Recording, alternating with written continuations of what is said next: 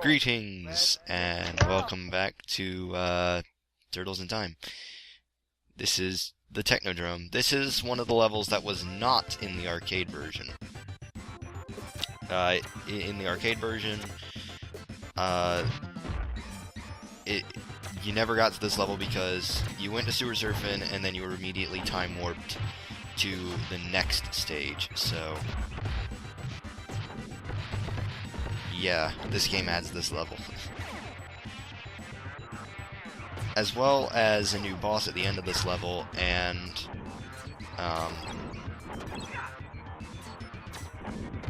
Up, down, left, right, BA. sure. But No, there, but I but wish there's that was also from this game. but the other thing about this version of the game is that there's also the boss fight in the next stage has been completely redone. It's a completely different boss altogether. One that I almost die to. Because the boss. I actually have never. What? I've never seen this stage before. Because the first few times we did it, we did it on the other one. Yeah, I was originally gonna do the arcade version, like I said, but I figured since this one has more stages and I know more people prefer this version, I figured maybe we'll do the arcade version sometime in the future. Like if we ever get 4 people in the same room with 4 controllers and such. Or 2 people. Well, yeah, but but the arcade version can house up to 4 players. Yes, I know, but I was talking about I plan on doing at least Yeah. doing it once with you because Yeah. I want to play this game. I haven't really actually had time to ever sit down and play this game. It's not that long of a game. It only took me about 45 minutes to beat this. I know, but I was so busy playing other stuff in my youth that I never did, so Yeah, well, there you go. Well, I mean, I didn't have this game on the Super Nintendo, but, I want to find a copy. I desperately want one.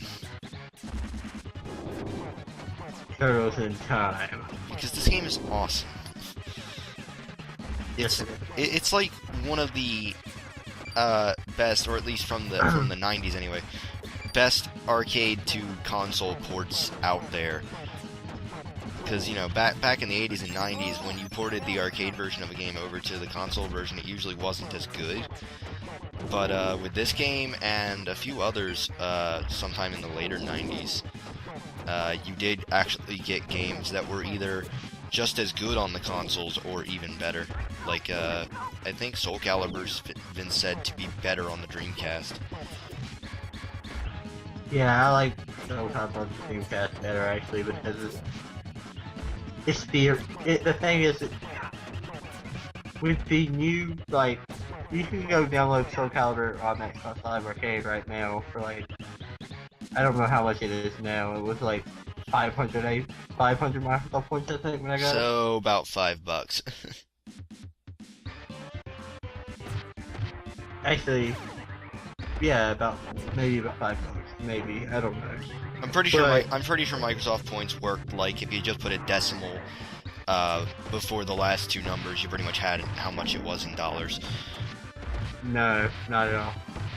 No, because 2,000 Microsoft points was $20. Yeah, true. Well, usually most of the stuff on Microsoft is $8. Yeah. For some reason, but now they use actual. Oh, by the way, elevator section, and we completely forgot to talk about the Toka and Razar mini boss fight back there. There was a lot of these in beat 'em up games. Every beat 'em up has one. Elevator level? Yeah.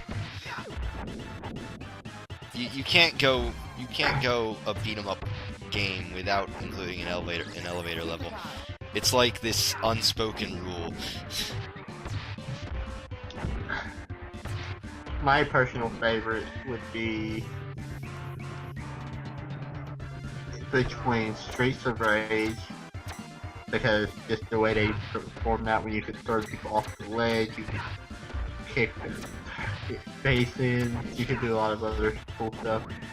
But then there's Ultimate Alliance, because, well, you have to disarm bombs and throw people off and Yeah. stab people through the face.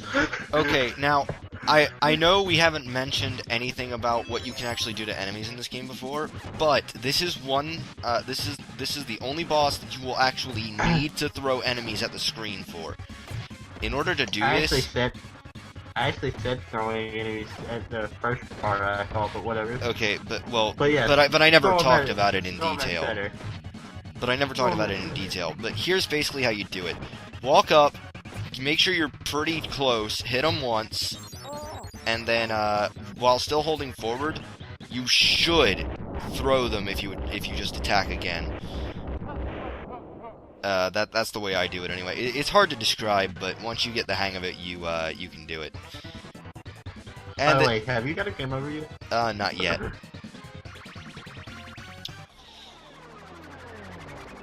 My score will reset when you see when I get a game over, so yeah. Anyway. Oh yeah, that's right. Anyway, so in the arcade version, we would have gone from sewer surfing straight to this. Time Wars. Let's do BC. the time warp again. No, I'm kidding. You went through that way too fast. What do you mean? Like, it said BT 25,000 and it was coming in with the other stuff, but it went away before the other stuff came in. So what's the name of the stage and everything? Prehistoric BC 25,000 Prehistoric is? Turtlesaurus. Yeah. Why? I don't know. Because you're playing a Turtles game. I know and that. I know that. And you're obviously a dinosaur now. Turtlesaurus. Dinosaurs. Yeah. And Ceratosaurus. it's actually this level where we're introduced to a new type of enemy. Okay, two new types of enemies, I should say. For one thing, the blue foot ninja with the axes. But I don't think they really appear again. But basically what they do is they slam their axe into the ground, and once it's stuck in the ground, it takes them a little while to get it back out. So, and then there's these things. I don't know what they are, but they always come in 2s or 3s, and they're always annoying when they do so. I don't know what they are either. I'm not sure, but this level right here reminds me a lot of the Gold Max level for some reason. Because of those running guys that I just saw. Yeah. And that blue axe guy. Yeah. And then of course there's the pterodactyl thing. Yeah. Because dragons. Yeah. I haven't played Golden Axe in a long time. And there's the yellow bombers. Yeah. As you can see, this level is kicking my butt. But which means you finally get a game over? no, not this level, actually. I know, I don't show my game overs, remember? I know that, but... Which means I'm kind of... Well, you do, but you know. Well, yeah, but you know what I mean. I would just be wasting more time if I'd shown you the runs that I had that I actually got the game overs in, so... Yeah. It's just more time efficient for everyone. You know, except me. But... well, it's time efficient for me in terms of watching it, I guess, but, you know. Yeah, everyone's but over. If you think this level's kicking my butt now, wait for the boss fight. The boss fight is... even harder! Yeah. I would say the boss fight that they introduce here, because it actually isn't this in the arcade version. It was actually some sort of clay thing, and that wasn't very difficult. But the boss they put in its place here. Oh. The funny thing is, though, I thought this was a 4-part video, and I thought there was only 6 levels in this thing. Oh no.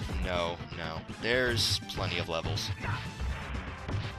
Oh, well, in the arcade, there's only like, what, six, I think, six stages? I don't know. I think the Technodrome level is really the only level that's not in the arcade version. But anyway, this is Slash, the hardest boss in the entire game. Yes, I said the hardest boss in the entire game, because I personally find the final boss easier than this guy.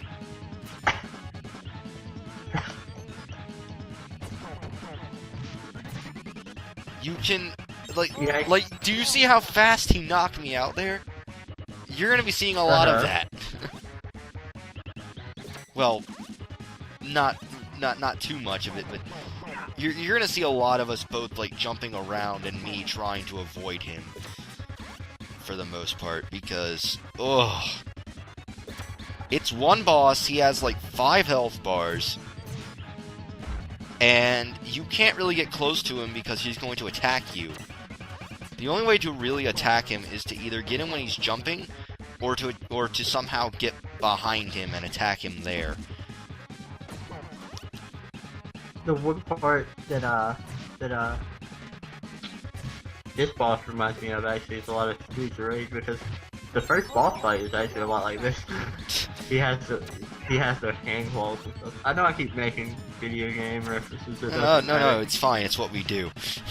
Yeah, of course, but what I mean is, like, he looks nothing like the guy, but the way the combat face and stuff is for him, it is. Yeah. The slashing, the gashing, the... Yeah. That he made you die twice. Okay, already. look how far we are into this boss fight, and I've only knocked down 2 of his 5 health bars. And he's taken 2 of my lives. About to be 3. The only thing I think you could change about this level is I think you could... I mean, this game, I think you could actually make it where you could change between the turtles. Yeah, I suppose. You can change between the turtles when you get a game over, but I don't do that simply for the sake of keeping a consistent, playthrough. And there goes the last life I'm going to lose to this boss, because from here on, I am very careful. You should have been very careful the whole time. I know I should have been very careful the whole time, but I was trying to get it over with quickly so I didn't lose so many lives, but that ended up biting me. Yes. Luckily, though, I do end up beating him on this last life. I know it looks bad right now, but I do beat him, trust me. For some reason, the last 2 health bars were some of the easiest ones to take down. They usually are. Yeah. So, that's Slash as a boss. Hardest boss in the game.